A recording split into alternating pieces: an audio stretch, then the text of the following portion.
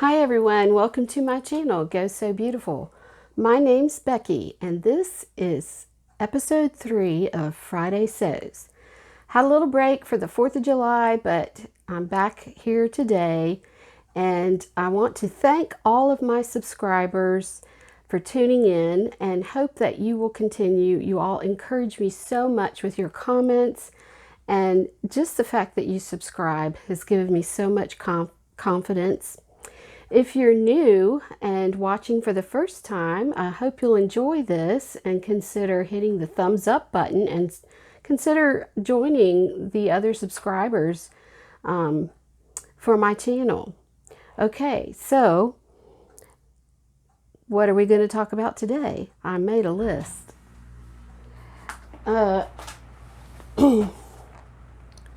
Okay, so as far as what I'm wearing, this is the Audrey top from Sew Over It. And I think I showed this in another video, but I really love this top.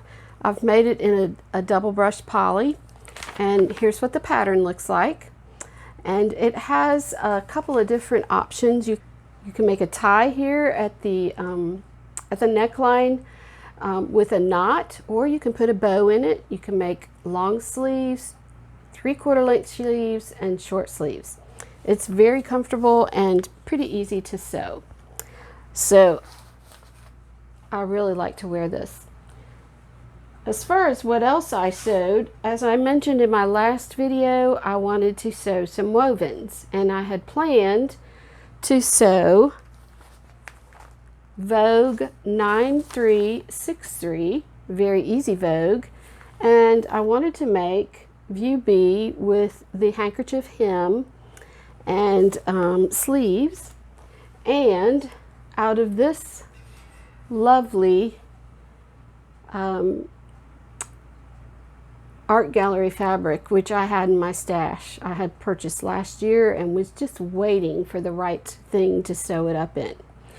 So I cut it out, and as I was cutting it out, I was thinking, you know, I don't know if this is the right pattern for this fabric, but I ignored that feeling and cut it out anyway. Then I noticed, like most patterns, everything is too long for me, and I held the back pattern piece up to me and it hit the floor, and so I thought, well, that's way too long, so I cut it down by 8 inches. Little bit too much, but I thought that's okay. Then I sewed it up, and the front piece, the front skirt piece, had a strange notch at the corner, but I just put it together the way I thought it should be. I was so excited when I tried it on, and then to my dismay, not only was the back too short and the front too long, well, the back wasn't that short, but I noticed right away that somehow I had placed these rose bunches right over my chest, my breast to be exact. I'll show you a picture. I noticed it right away. I showed some of my friends and they said, oh, I didn't notice it. And I was like, you didn't? So anyway, long story short, I really didn't like the way this fit me. I didn't like the way it looked on me. I've got some pictures here to show you. The front's too long. I definitely think I need to trim that down, and that may help. The sleeves, I think, are too long. It just seems to hang on me, and it was a little snug, which irritated me to no end, of course. The reason you see raw edges with the right side of the fabric is because I did French seams on all of it, which I thought I was very proud of, and they looked really, really nice. But I tried it on before I completed the French seams because I didn't want to have to unpick all of that if it wasn't right.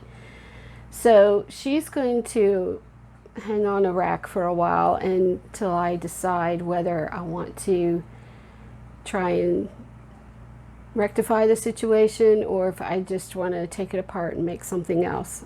I'm leaning towards taking it apart and making something else because I think the fabric is too pretty to just cut it off or anything like that. Anyway, if you have any thoughts, I welcome your comments.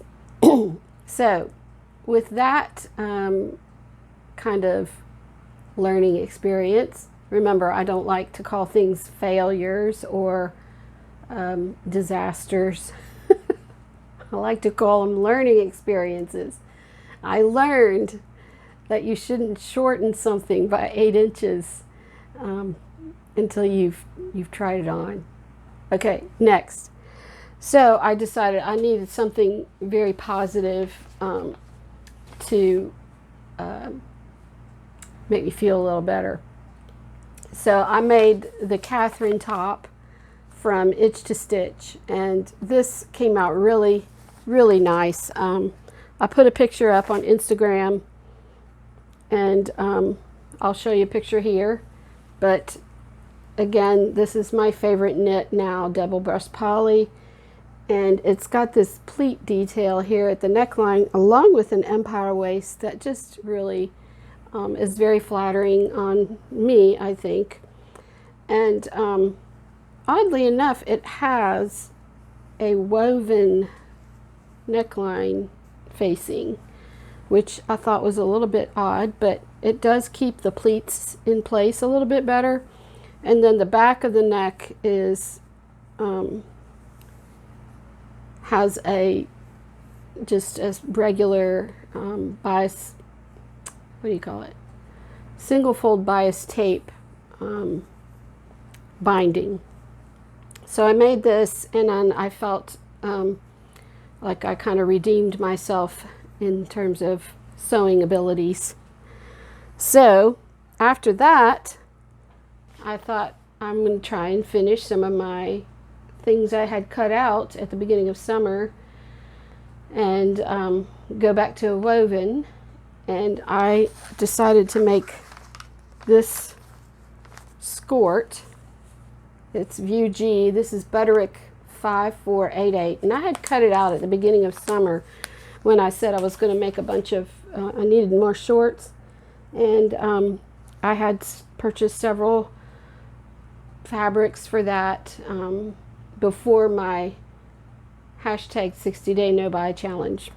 So I bought some of this off-white twill. It's not quite a denim, and afterward, again, I was thinking this really is kind of boring for a skirt, but then again I thought, well, it's a nice neutral. So started sewing it up, and was going together really quickly. I did this yesterday. It has a zipper in the back, which I don't want to try to unzip a zipper in the back, so I'm planning to put it in on the side, but I thought, well, let me try this on before I put the zipper in. I had cut it out, I think I cut out a size 16, but I even added a ½ inch because I know that patterns are notorious for being smaller than the size that's listed on the envelope, even with the measurements. And I'm pretty sure I took my measurements before I cut it out, which is why I added a ½ inch. However, I tried these on, and lo and behold, if they aren't about 1.5 inches to 2 inches too narrow, they wouldn't go around my waist. I certainly wouldn't be able to zip them up if I had put the zipper in. So these are going to, I don't know, I don't think I'm going to put them in the unfinished pile. I think I'm going to finish them up and either give them to somebody else, or, as I had mentioned before, I'm trying to change my eating habits so that I will lose a little bit of weight and just be more comfortable in my body. Okay, so those were the things that I sewed over the 4th of July weekend. I didn't do any sewing. I did do a little crocheting, which I meant to bring to show you all, but I didn't. It's upstairs. Anyway, whenever we go on long trips, I like to crochet while I'm sitting in the car. And we took a trip up to my family home in Ohio, near Cincinnati, to visit my dad and my sisters. My mother passed away a few years ago. So it's about an 8-hour trip. Actually, it's really about a 9 or 10-hour trip, but my husband has a bit of a lead foot, so we usually get there in about 8.5 hours. So I had a lot of time to crochet, and I made some progress on this sweater that I am crocheting with, that I got from the website called Yarnspirations. I'll leave a link in the description below. But it's just a simple little crochet top. I can knit and crochet. I'm a very slow knitter, and so I think crocheting is faster for me. So I'm going to try and get this beautiful sweater finished before the end of the year. And I'll show you pictures of that later. Okay, on to some other sewing related news. I had mentioned last time that I had bought a tabletop from IKEA, but could not find any legs for it.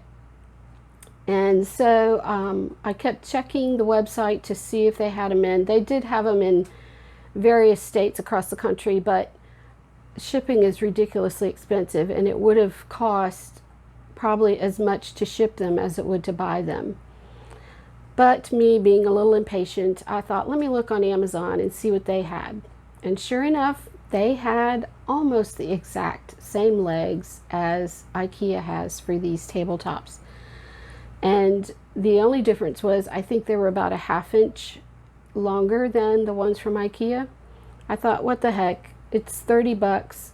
It's not that much money. I'll order them. If they don't fit, maybe I'll order a tabletop from Amazon that goes with those legs and take this one from IKEA back, or just keep it until they get the legs. So I ordered the legs. They came in very quickly, and voila, they fit perfectly. So I was very happy about that, and now I have another sewing table which I put my regular sewing machine on. I'll show you a picture there. And so if you're looking for a table and legs, Amazon has a pretty good selection, and they're probably sturdier than the ones from IKEA, so I would check that out if you're looking for a sewing table. I also did send my Bernina sewing machine to the sewing repair shop to be serviced while I was on vacation, and I just got it back. And Mr. Steve from Keep On Stitching always has a little note that everybody should use a surge protector when you are sewing on your sewing machine. And he also wrote this note: if your machine has severe thread looping on the bottom, check your machine threading.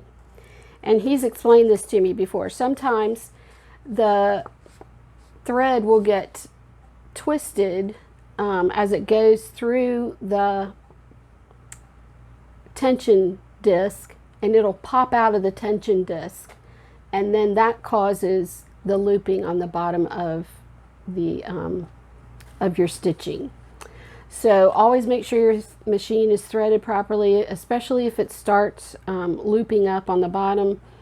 Also, he mentioned to me at one time, and I've heard this in other situations, that you should change your needle frequently, like with every 8 hours of sewing.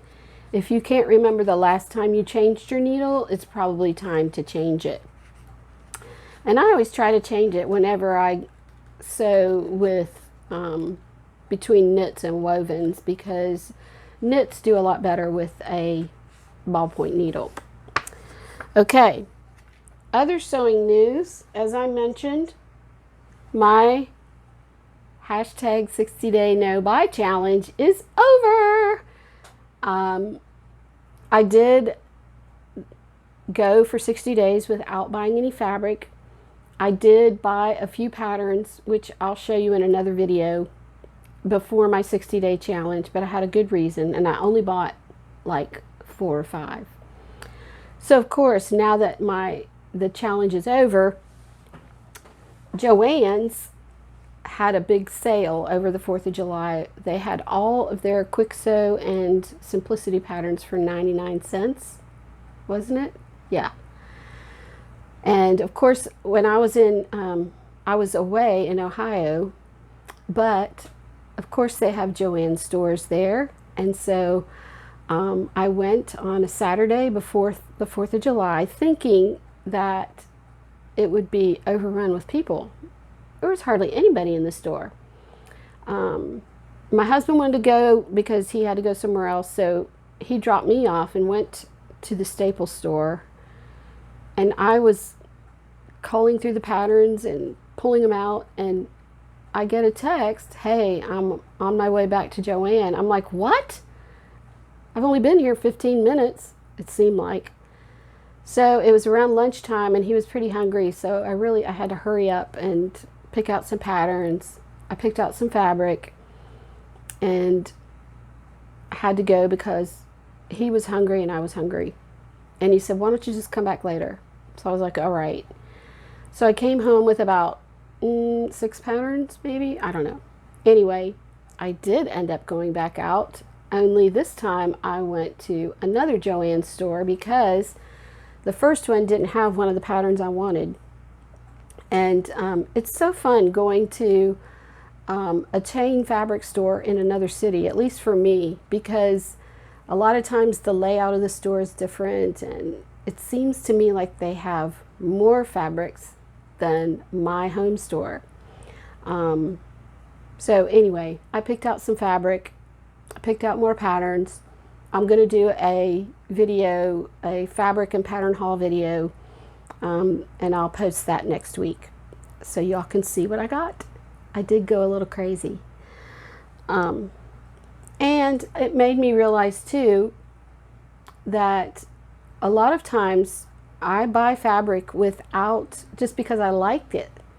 And this time I tried to think about what I wanted to make with each piece of fabric I bought, and not just, oh, I like this, so I'm going to get it. I think I mentioned in the last video, I had gone to my closet and didn't have a white like sweater to wear. I wanted a longer cardigan, only I wanted something lightweight. So a lot of times that determines how I buy fabric, or you know, if I see something missing in my wardrobe and I know that I can make it, I'm going to try and find fabric to go with it. Okay, other stuff. Oh, I wonder what y'all think about, as far related to that, is a sewing planner. I bought this beautiful vintage simplicity sewing planner last year. It's basically, and it has a lot of nice stuff in it. It's got really cool pictures of vintage sewing patterns. It's got places for you to put your measurements and sketches and write in patterns. As you can see, mine's blank. Okay, I tend to buy planners and then they sit because I use my phone more often, or I like to do the old-fashioned way of writing it on a wall calendar. But now that I'm sewing a little bit more and I'm trying to be more organized, I thought about buying a planner, and I looked at some at Michael's, and I looked at some at just a regular, you know, planner from like Office Depot, or I think I looked at Walmart, and I just thought, I don't know if I'm going to really use this. So I bought a wall calendar and plan to use that because it's a little bit more visual than this. And then I did find on Pinterest some sewing planner, free sewing planner guidelines or whatever, things you can download. I can't find the one. Anyway, and I got this when I ordered something from Minerva, and it says it's just a project planner. So anyway, if y'all have a specific way of planning your projects, I'd love to hear about it. I know I've said I'd love to hear about your thoughts on a lot of things, and I do, but feel free to make a comment about how you plan your sewing projects. As far as the 4th of July, we had a great weekend with my dad, and I hope you all did too. We didn't really go to any fireworks. It was super hot on the 4th of July. The day before that was actually pretty nice, and my dad loves homegrown corn, and he has this one produce stand that he loves to go to that's close to where my mother grew up and where my grandmother lived. So we drove there and we got a couple dozen ears of, it was called honey bun corn or something. I don't know. It wasn't white silver queen, but it was. We came home for lunch, shucked it, boiled it, and ate it, and it was delicious. And my husband and I decided to buy some and bring it home with us, because we don't know where you can get that good of corn anywhere else. And that there's, you know, it's local because there's nothing but cornfields everywhere the eye can see. It's in Ross, Ohio, if you're interested. I forget the name of the produce stand, but there's quite a few. So my dad, he likes to go for a drive, and we went and looked at the land where my grandmother lived before she died, and unfortunately the house has been torn down. And we also went and looked at the house where she lived before that, and that house is still standing, and looks like there's a nice family living there. They've kind of fixed it up. You could see the barn in the background there. They had it was kind of like a farm, but not really. And then we went home and watched some home movies. My husband, being the tech whiz that he is, took our 8mm home movies and transferred them to a digital form. So we were able to watch them on TV. And we saw that barn where my grandmother lived. We saw it from when we were little. We used to play tetherball. And then, of course, it was really neat to see it. It's still there. But the other funny thing was seeing myself and my sister just acting like silly little girls. And I especially was the biggest ham of all. I may try to show a little bit of that video if I can, but don't hold your breath, because it's a little embarrassing.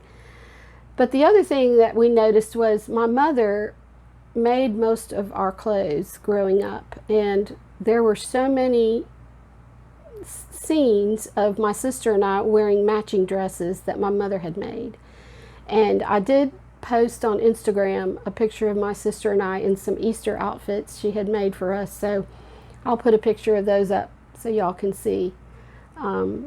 But I just love it that my mom sewed everything, and she has passed that love of sewing on to me, and I hope to pass that love of sewing on to you. So that's all for today. I appreciate you watching.